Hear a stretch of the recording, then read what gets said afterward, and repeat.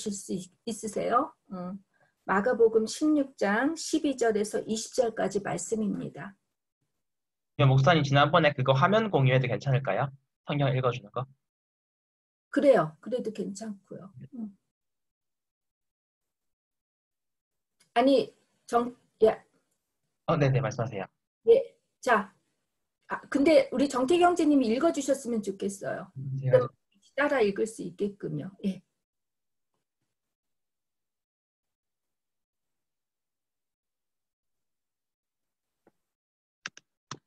그 뒤에 그들 가운데 두 사람이 걸어서 시골로 내려가는데 예수께서는 다른 모습으로 그들에게 나타나셨다. 그들은 다른 제자들에게 되돌아가서 알렸으나 제자들은 그들의 말도 믿지 않았다. 그 뒤에 11 제자가 음식을 먹을 때에 예수께서는 그들에게 나타나셔서 그들이 믿음이 없고 마음이 무딘 것을 꾸짖으셨다. 그들이 자기가 살아난 것을 본 사람들의 말을 믿지 않았기 때문이다. 또 예수께서 그들에게 말씀하셨다. 너희는 온 세상에 나가서 만민에게 복음을 전파하여라. 믿고 세례를 받는 사람은 구원을 얻을 것이요. 믿지 않는 사람은 정죄함을 받을 것이다. 믿는 사람들에게는 이런 표적들이 따를 터인데 곧 그들은 내 이름으로 귀신을 내쫓으며 새 방언으로 말하며 손으로 뱀을 집어들며 독약을 마실지라도 절대로 해를 입지 않으며 아픈 사람들에게 손을 얹으며 나을 것이다. 주 예수께서 그들에게 말씀하신 뒤에 하늘로 들려 올라가셔서 하느님의 오른쪽에 앉으셨다. 그들은 나가서 곳곳에서 복음을 전파하였다. 주께서 그들과 함께 일하시고 여러 가지 표적이 따르게 하셔서 말씀을 확증하여 주셨다. 아멘. 같이 기도하겠습니다. 주님, 부족한 종의 입술을 통하여 주님의 말씀을 대변하게 하셔서 참으로 두렵고 떨리는 마음입니다.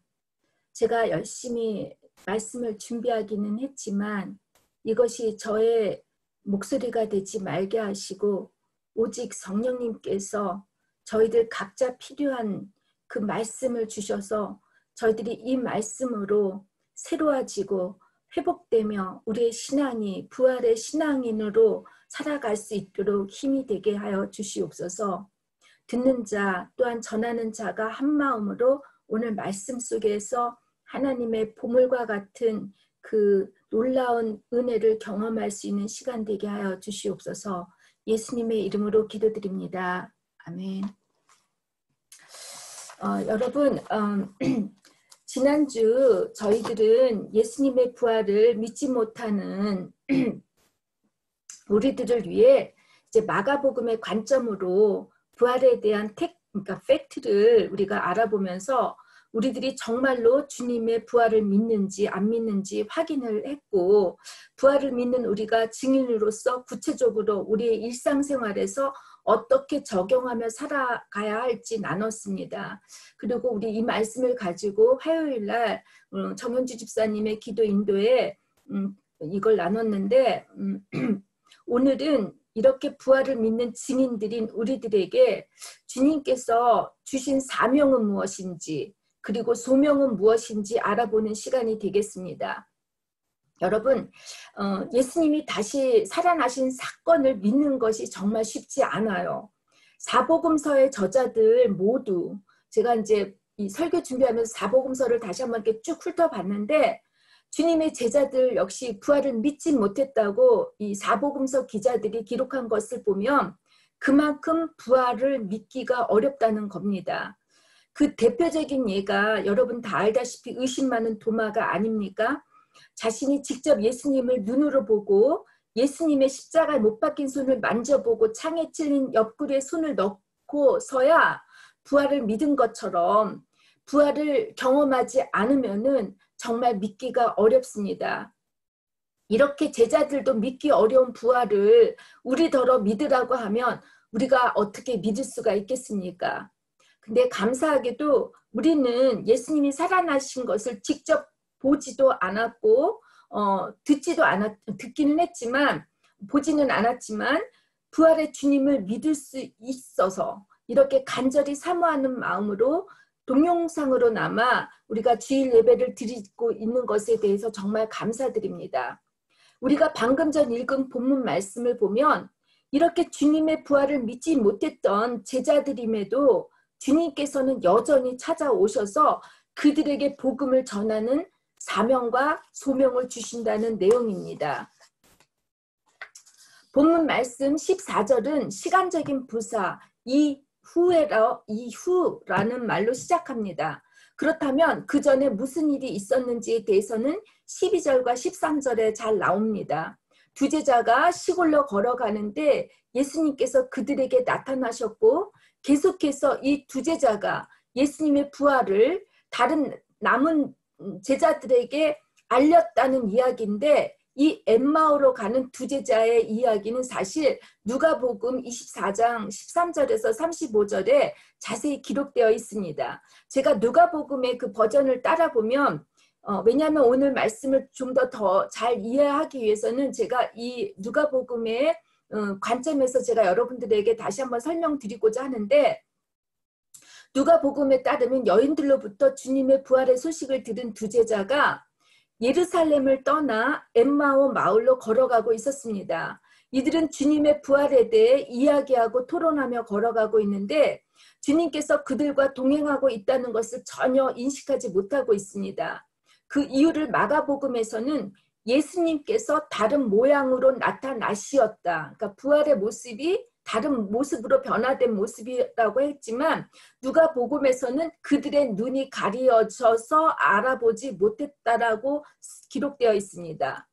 예루살렘에서 엠마오 마을로까지는 11km 정도 떨어져 있는데 예수님의 부활에 대해서 주거니 받거니 토론하면서 걸어갔다고 하니까 이 성인 남자의 걸음으로 따질 때는 한 3-4시간 정도 걸렸을 것 같아요. 그래도 이 3시간 정도에 걸리는 이 시간 속에 주님을 전혀 알아보지 못했어요.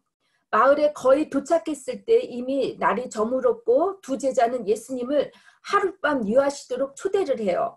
주님께서 그들과 함께 식사를 할 때 떡을 떼사 축사하실 때 그제서야 비로소 그들의 눈이 밝아져 예수님을 알아봤다고 합니다.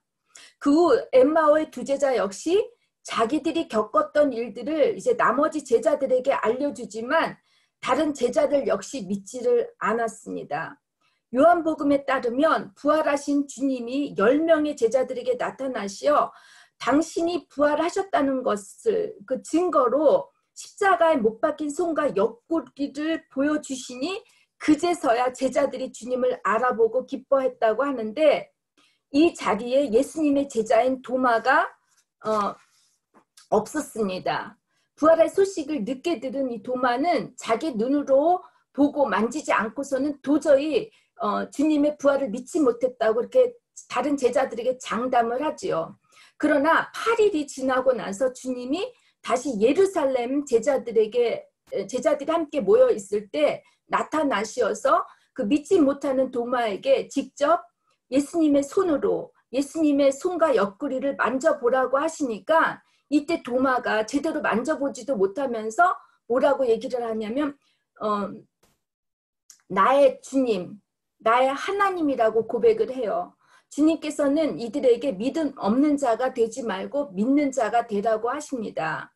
그리고 보지 못하고 믿는 자들이 복되다고 말씀하신 것을 보면은 이 부활은 보고 믿는 게 아니라 믿음으로 보는 것입니다. 다시 한번, 부활은 우리가 보고 믿는 게 아니라 믿음으로 부활을 볼 수 있어야 합니다. 14절에 주님은 제자들이 식사하실 때 나타나셔서 그들의 믿음 없음과 완악함을 꾸짖으셨다고 합니다. 이 마가복음에서는.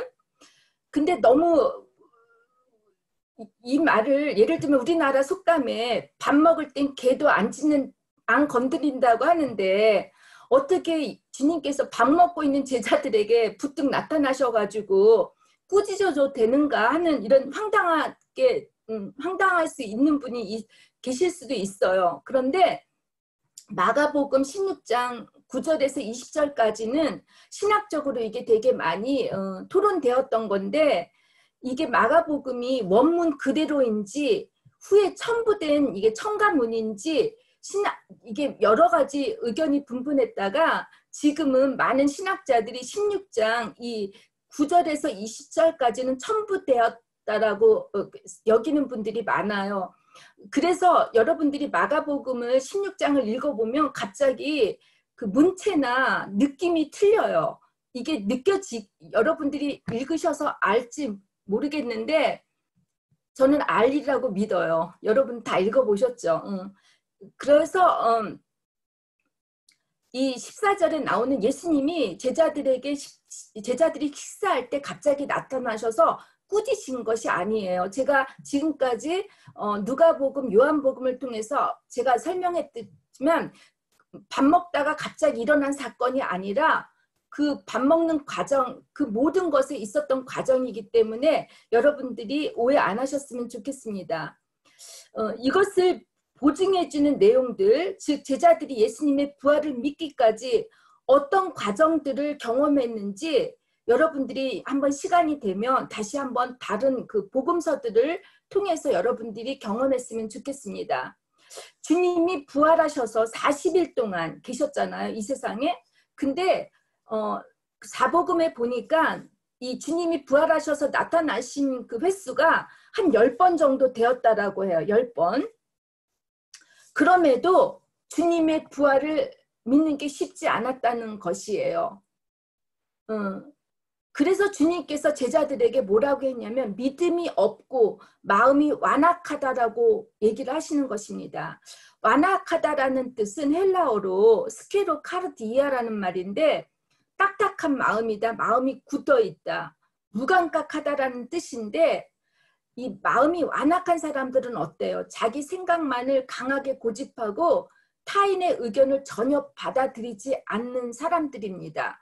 근데 저는 감사하게도 저희 교회에 어떤 분도 완악한 분이 없어서 저는 참 행복한 목회자인 것 같아요.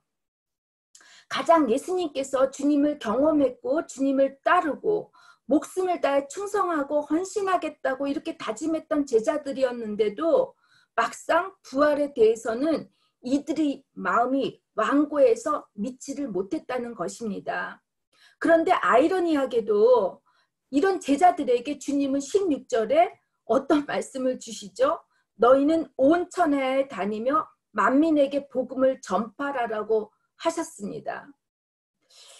부활은 직접 경험하지 않고서는 복음을 전파하는 게 쉽지 않아요. 체험이 없는 믿음은 다른 사람들을 설득하는 데 한계가 있습니다. 기독교는 다른 종교들 중 그 어느 하나가 아니에요. 부활하신 주님, 살아계신 하나님을 믿는 종교이기 때문에 지금도 우리의 삶의 현장에서 하나님의 살아서 역사하시는 것이 나타나게 되어 있습니다. 여러분들 사랑하는 가족이나 친지들이 하나님을 믿지 못한다고 좌절하지 않으셨으면 해요. 제자들도 다 그랬던 것처럼 부활을 믿는 게 쉽지 않지만 이들이 부활의 주님을 만날 때는 우리들보다 더 복음을 잘 전하는 부활의 증인들이 될 수 있다고 저는 믿습니다. 믿습니까, 여러분들? 그래서 남편이 또 자식이 제대로 신앙생활 하지 않는다고 또 부모님이 이런 거 걱정하지 마세요. 먼저 된 자 나중 되고 나중 된 자 먼저 된다고 우리보다 부활의 하나님 예수님을 경험하면 이들이 우리들보다 더 강력한 그 부활의 증인이 될 수가 있습니다. 여러분 강한 부정이 강한 긍정이라고 예수님을 절대적으로 강력하게 부인했던 사도 바울을 봐요. 부활의 예수님을 경험하고 나서 그의 인생 전부를 예수님을 위해서 살고 예수님을 위해서 죽지 않습니까? 주님의 심부름꾼인 사명자들은 한 번쯤 다 인생에서 이렇게 한번 좌절을 하고 하나님을 부인해보고 실패하고 죄를 지었던 사람들입니다. 구약과 신약에 나오는 모든 성경의 중요 인물들을 보세요. 성격도 인격도 문제투성이에다가 거짓말쟁이, 살인자, 간음한 자, 배신자 이런 유의 사람들이었어요. 이런 사람들에게 주님의 복음을 전파하라고 명령하신 것이 사명입니다. 이것을 신학적으로 대위 임령, 즉 더 그레이트 커미션이라고 하는데 이것이 주님께서 우리에게 주신 최상의 그 명령, 사명입니다. 근데 여러분들 중에서는 소명과 사명을 같은 뜻으로 생각하시는 분이 있는데 분명 소명과 사명은 달라요. 소명은 부르심, 그리고 사명은 보내심입니다. 누가복음 6장을 보면 주님이 12제자들, 12사람들을 이제 제자들로 부르시어 사도로 칭해요. 그런데 12제자들 중 어느 누구도 대제사장이나 율법을 잘 아는 바리새인이나 서기관이 없어요. 주님을 부르시는 그 사람들이 신학자도 없고 아무도 없어요. 정말 세상적으로 볼 때 내세울 것이 하나도 없는 어부들이나 당시의 멸시와 비난의 대상이었던 세리들이었죠. 그리고 극단적인 열심 당원이었던 사람들입니다. 어느 누구 하나 전문적 지식이나 사회적 또 정치적 지위를 가진 사람이 하나도 없었습니다. 그저 평범한 사람들을 부르셨습니다. 여러분들 중에서는 보통 저처럼 특별히 목회하는 사람들을 소명을 받은 사람이라고 생각하는데 전혀 그렇지 않습니다. 주님은 우리 모두를 주님의 제자로 부르셨습니다. 그래서 우리 모두가 하나님의 부르심을 받은 소명자들입니다. 우리가 남보다 더 믿음이 좋고 더 윤리적이고 도덕적이고 잘나고 훌륭해서 이렇게 부르신 것이 아닙니다. 저를 보세요. 제가 뭐가 잘났겠습니까? 저를 부르시고 여러분을 부르신 것은 전적으로 하나님의 은혜입니다. 그래서 소명은 부르심, 이것은 은혜와 관계가 있습니다. 자격 없는 사람에게 조건 없이 주어지는 것이 바로 하나님의 은혜입니다. 사명은 주님께서 이렇게 부르신, 소명을 받은 사람들에게 주신 숙제, 과제입니다. 반드시 해야 할 심부름입니다. 그 심부름이 뭐죠? 온 천하에 다니며 만민에게 복음을 전파하는 것이에요. 이 사명을 감당하기 위해 해야 할 일은 마가복음에서 보니까 먼저 세례를 받아야 된다고 합니다. 믿고 세례를 받아야. 세례는 세상의 자녀가 아니라 하나님의 자녀로서 하나님의 주권에, 하나님의 통치에 내 삶을 맡기겠다는 그 순종의 표시이고, 영원히 죽을 수밖에 없는 죄악의 그 감옥에서 죄인인 내가 속량을 받고 자유롭게 영원히 살 수 있다는 하나님의 언약입니다. 세례를 받은 자들은 영원한 생명을 얻는 구원을 받을 수 있지만 세례를 받지 못하는 자는 심판을 받는다고 하십니다. 그 심판이 뭐죠? 영원한 죽음입니다. 복음을 전파하는 또 보내심을 받은 사명자에게는 주님께서 반드시 은사를 주시는데 그게 17절에 나와요. 표적이 따르게 될 것이라고 합니다. 표적이란 말은 제가 예전에 요한복음을 나누면서 여러분들에게 설명했는데 세메이온이라고 하죠. 증거, 표시 또는 기적. 이것은 외적으로 나타나는 놀라운 일들을 의미합니다. 저도 그렇지만 여러분들도 이런 기도를 자주 하지 않아요? 저도 그랬어요. 저에게 하나님 한 번만 표적을 보여주시면 하나님 꼭 믿을게요. 꼭 하나님 나라를 위해서 일할게요. 이런 조건을 걸고 기도를 많이 해요. 하나님, 내가 이번에 뭔가 표적을 보여주면 내가 헌금을 많이 내겠어요. 내가 이번에 뭐를 하면 뭐를 잘할게요. 이렇게 조건을 거는데 이것이 바로 우리의 연약한 믿음의 표시겠죠. 이 표적을 구하는 거는 사실 조건을 걸고 거는 게 아니라 하나님의 사명을 위해서 그 은사를 구해야 되는 것입니다. 사실 저는 목회를 하면서 개인적으로 놀랍게 많은 표적이나 기적들을 경험했어요. 여러분들 다 아실 거예요. 그런데 여러분 오해하지 마시기를 바라요. 제가 믿음이 좋거나 또 기도를 많이 해서 이런 기적이나 표적을 경험한 게 아닙니다. 그리고 또 제가 이런 많은 기적들을 경험했다고 해서 제 믿음이 더 좋아진 것도 아닙니다.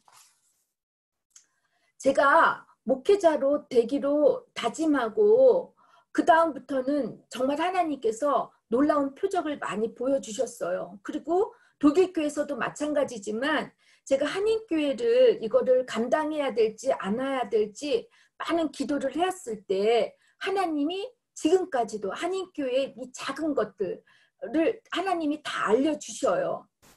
아마 제가 믿음이 없어서 떨어져 나갈 수 있다고 생각하셔서 그럴 수도 있는데 제가 한인교회를 사역하면서 놀라운 것을 경험한 게 뭐였냐면 우리 지우의 눈병을 하나님께 고쳐주신 일이었어요.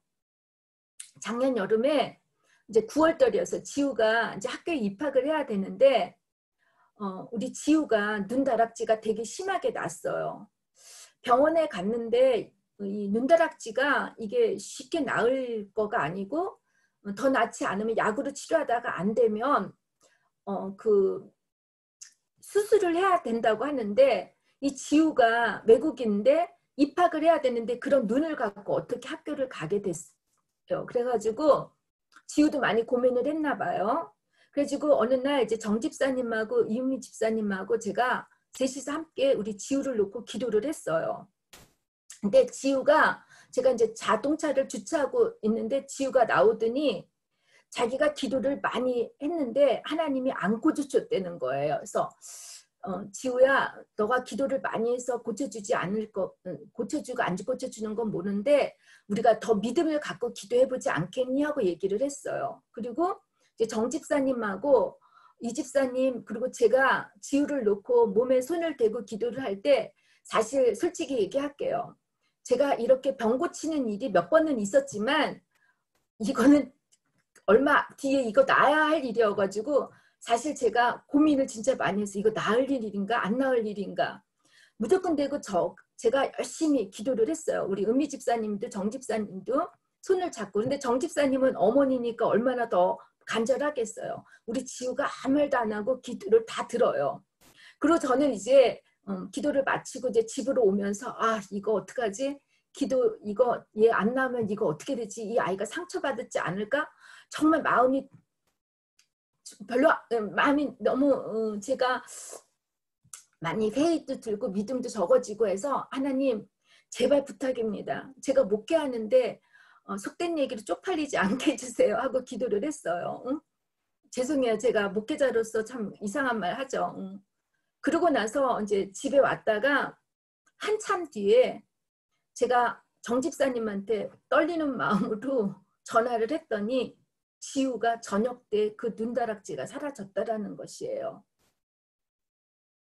우리 지우는 저나 이 집사님이나 정 집사님이 기도해서 우리들의 믿음 때문에 지우의 믿음 때문에 고쳐줬다라고 생각하지 않을 거예요. 우리 지우는 우리 예수님이 자기를 고쳐줬다고 믿을 것입니다. 여러분이 주님의 복음을 위해 사명을 감당할 때 이런 놀라운 일들이 일어나요. 저한테만 일어나는 게 아니에요. 지금 예를 들면 이 표적이라는 건 저는 그런 것 같아요. 지금 누군가가 물에 빠져서 죽어가잖아요. 그러면 이 물에 빠져서 죽어간 사람들을 우리가 살릴 때 이것저것 따지지 않잖아요. 수영 잘하는 사람은 직접 물에 들어갈 것이고 그 옆에 구명보트나 뭐가 있으면 어떻든 살리고 보려고 하잖아요. 이런 것처럼 이 살리려고 하는 것, 죽어가는 사람들을 살리기 위해서 표적은 주님이 주신 도구예요. 그래서 반드시 한 사람의 영혼을 구원하는데 표적은 반드시 일어납니다. 믿습니까? 믿으면 다 손 한 번만 들어주세요. 아멘. 여러분들 중에서 신앙생활 하는데 습관적으로 이런 분들이 있어요. 저도 그렇고 우리 특별히 이용옥 집사님도 그런 말씀 하셨는데 요즘엔 뜨겁지도 차지도 않고 그냥 신앙생활 하는 게 무감각해지면서 열정이나 감사나 기쁨도 사라지고 이런 분들 있잖아요. 그런데 여러분 제가 솔직하게 물어볼게요. 여러분들이 복음을 위해서 주님의 부활의 증인으로서 여러분들이 복음을 전파했습니까? 하나님의 살아계심과 역사하심을 경험하고 싶은 분들은 이제부터 복음을 전하는 이 사명에 힘쓰시기를 주님의 이름으로 부탁드립니다. 아멘입니까? 반드시 표적이 일어납니다. 믿습니까? 다 손들어 주세요. 감사합니다. 물론 우리가 기적이나 표적을 바라고 신앙생활을 하게 되면 자칫 신비주의에 빠지게 되고 신앙의 정상궤도에 이탈하게 되기 때문에 조심해야 돼요. 복음을 전할 때 표적을 통해 하나님의 살아계심을 직접 체험하게 되면 여러분 신앙생활 하는데 기쁘고 열정이 살아납니다. 예수님께서 말씀하시는 표적에는 귀신을 쫓아내고 새 방언을 말하고 뱀의 독을 마셔도 해를 받지 않고 병든 사람에게 손을 얹으면 나을 것이라고 하셨습니다. 이것들이 주님께서 주시는 은사이죠. 그런데 여러분, 우리가 복음을 전할 때 이런 일들이 정말 일어납니까? 저는 오랫동안 신앙생활 하면서 아까 제가 지우 얘기도 했지, 이런 일이 실제로 일어나는 일도 경험했고 그렇지 못한 경우도 있습니다.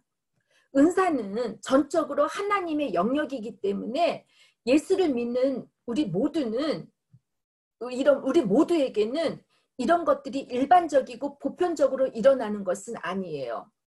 2018년에 실제로 일어난 일인데 미국의 뉴욕 포스트지에 실린 기사예요.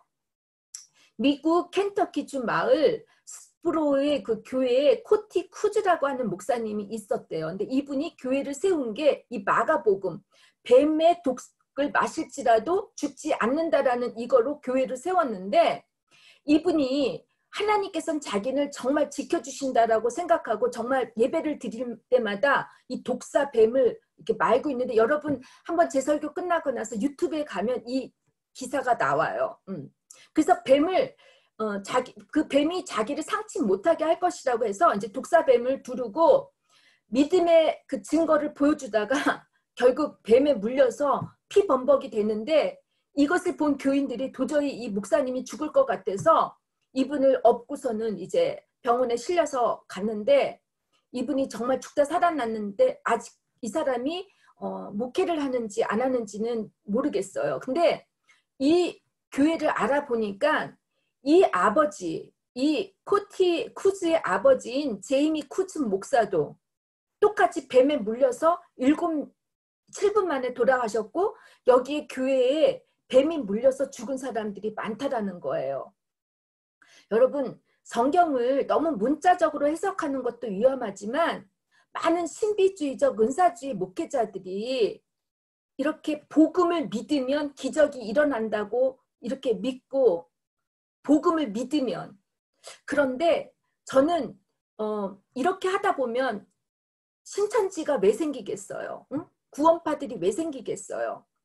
이런 것들이 기적이 잠깐은 일어나고 신사도 운동도 마찬가지예요. 그런데 이것에 포커스를 두면 우리들이 참 위험에 빠지지만 저는 우리가 무엇을 하면 무엇이 일어난다라는 이 조건이 아니라 우리가 할 때, 복음을 전할 때, 하나님의 우리가 말씀을 갖고 우리가 증거자로 전할 때 하나님께서 주시는 그 은사로 역사가 일어난다라는 것이에요. 근데 저는 그 역사가 뭐 방언을 하고 병을 고치고 이거가 되게 중요하지만 가장 커다란 역사는 우리가 변하는 거예요. 우리가 변하고서는 남을 변화시키고 그 남도 그 변화되는 그 모든 게 뭐죠? 결국은 사랑입니다. 사랑. 내 마음속에 사랑이 있고 내 마음에 용서가 되고 내 마음에 관용적으로 모든 사람을 포용할 수 있다면 예수님의 마음으로 긍휼함을 가질 수 있다면 이것이 저는 커다란 표적이라고 생각해요. 여러분들 분명히 제가 얘기하지만 집에서 남편 안 믿는 남편에게 내가 방언으로 막 하고 뭐 기적 같은 얘기를 할 때 이 남편이 믿을 수 있겠죠. 그런데 밥도 안 해주고 욕이나 하고 잔소리만 해봐요. 죽어도 안 믿어요. 저 여자가 미쳤다라고 얘기를 할 거잖아요. 마찬가지로 우리가 이 표적을 보일 때는 여러분들이 오늘 우리 큐티 말씀도 마찬가지로 우리 말과 행동이 일치가 될 때 그때 부활의 증인이 될 수 있다라는 것이에요. 마지막 20절을 보니까 제자들이 나가 두루 전파할세 주께서 함께 하사 그 따르는 표적으로 말씀을 확실히 증언하셨다고 합니다.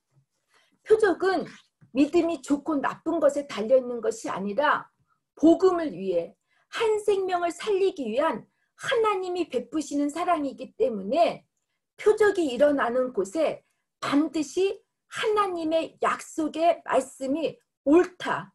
여러 사람들이 너는 옳아. 너가 옳은 게 아니라 너의 하나님, 너가 믿는 하나님은 정말 옳다라고 증언해 주십니다.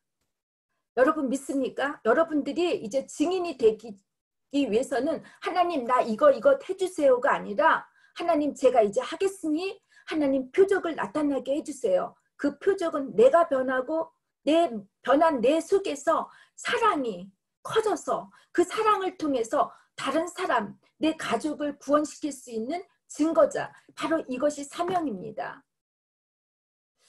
또 주님의 표적은 우리가 의지할 것이 하나도 없는 상태. 이것은 꼭 하나님만이 하실 수 있는 상태. 마음이 비어 있을 때, 가난했을 때 표적이 일어납니다. 그렇기 때문에 지금도 의료시설이 없는 아프리카나 제3국에서는 이런 병 고치는 역사들이 되게 많이 일어나요. 하나님께서 그곳은 의술이 없기 때문에 하나님께서 이들의 병을 고쳐주셔요. 표적은 이처럼 복음을 위해서 주님께서 하시는 일입니다. 많은 목회자나 은사자들이 너무 자신의 은사를, 능력을 과시하다 보면 이단으로 빠지게 되는데 우리들은 이런 데 현혹되지 않고 정말 사랑의 표적을 구하는 여러분이 되시기를 바랍니다. 마지막으로 저는 우리 이제 바젤 한인 선교교회 교우님들이 이제 주님의 제자로 부르심을 받은 소명자들이라고 저는 믿어요. 여러분들 다 그렇게 생각하잖아요. 근데 예수님께서는 어떤 한 사람에게 그 사람을 선택해서 정해서서 그 사람에게 나타나지 않으셨어요. 사복음을 다 봐요. 항상 여럿이 있을 때 부활의 모습으로 보여주셨어요. 우리 한 사람이 부활의 사명자로서 예수님의 복음을 전할 때 우리의 마음이 연약하기 때문에 어떤 완고한 사람을 깨트리게 하기에는 우리가 너무 부족한 게 많아요. 그렇기 때문에 우리가 공동체인 한인교회에서 우리 교회에서 함께 힘을 모아 주님의 사명을 감당하는 우리가 선교교회잖아요. 제가 지난번에도 얘기했듯이 갈릴리 교회 기적이 일어나고 사랑이 일어나고 같이 떡을 떼고 그런 교회가 될 때 저는 하나님의 그 부활의 역사가 일어나리라고 생각해요. 그래서 여러분들 한 사람 한 사람이 우리가 함께 모여서 힘을 다해 정말 부활의 능력, 바젤 한인 선교교회를 이루기를 정말 바라요. 그리고 저는 집사님들에게도 그런 얘기를 했는데 이 코로나가 끝나고 나서 정말 저희들에게 10명의 교인들을 보내달라고 했어요. 우리의 욕심이 아니라 제가 솔직히 얘기해서 저는 사람들이 많이 모이는 게 부담이 갔어요. 제가 일하는 것이 저한테는 부담이 가서 사람 오는 것이 좋기도 하고 반면에 부담이 가서 조금만 이대로가 좋다라고 했는데 그거는 저의 좁은 생각이에요. 여러분들 부활의 증인이 되기 위해서 또 우리 교회가 그 부활의 증인이신 주님을 부활하신 그 주님을 증거하기 위해서는 우리가 사람들이 필요해요. 여러분들 부탁드려요. 이제 우리 교회가 코로나가 끝나고 나서는 정말 여러분 한 사람 한 사람이 부활의 증인으로서 복음을 전하는데 그 사명을 잘 감당하는데 여러분들이 애써주시기를 바라요. 여러분들이 복음을 증거할 때는 여러분들의 가족들을 걱정하지 않으셔도 돼요. 하나님이 다 책임져 주셔요. 그렇다 해서 밥 안 해주고 아이들 방치하라는 말이 전혀 아니에요. 아까도 얘기했듯이 이전보다 더 남편, 아내를 더 섬기고 사랑해주고 아이들을 더 신경을 써준다면 저희 교회는 정말 한 사람이 부활의 증거자로 우리가 전파할 때 정말 놀라운 역사가 일어나리라고 저는 믿습니다. 이런 마음으로 여러분들 축원합니다. 믿습니까, 여러분들 다? 자, 믿으시면 손을 다 들어주세요. 그리고 다짐해 주세요. 이제는 내가 부활의 증거자로, 내가 사명자로, 내가 하나님의 복음을 전파하는데 충성을 다해서 살아가겠습니다라고 여러분들 하나님께 아멘이라고 말씀해 주시기를 바랍니다. 이제 다 같이 기도하겠습니다. 주님, 부족하고 연약해서 늘 죄의 유혹에 넘어가는 저희들이지만 주님의 자녀로, 주님의 제자로 불러주심을 감사드립니다. 또한 저희 한 사람 한 사람을 부활의 증인으로서 사명을 감당하라고 이 세상으로 보내주심도 감사드립니다. 주님께서 저희들을 부르신 소명을 잊지 말게 하시고 우리들의 일상의 삶 속에서 또 우리와 관계하는 모든 사람들 속에서 복음을 전파할 때 많은 표적들을 경험하게 하시고 이 놀라운 표적과 기적들을 통해 우리의 신앙이 날마다 기쁨이 충만하게 하여 주옵소서. 주님, 특별히 이 코로나 재난을 통해 인간의 한계를 깨닫고 지금까지 하나님 없이도 살 수 있다는 교만한 자세들을 회개하고 이런 사람들에게 주님을 증거할 수 있는 그리고 이 증거할 때 하나님 이 코로나의 사태가 멈춰줄 수 있도록 주님의 살아계심을 보여주시기만을 바랍니다. 지금도 복음이 전파하는 곳에 하나님의 거룩하시고 놀라우신 능력이 드러나기를 간절히 바랍니다. 이 놀라운 능력이 저희들 바젤 한인선교교회와 우리 각자의 삶 속에서 일어나게 하여 주시옵소서. 예수님의 이름으로 간절히 기도드립니다. 아멘. 이제 우리 다 같이 헌금하시겠습니다. 헌금 찬송은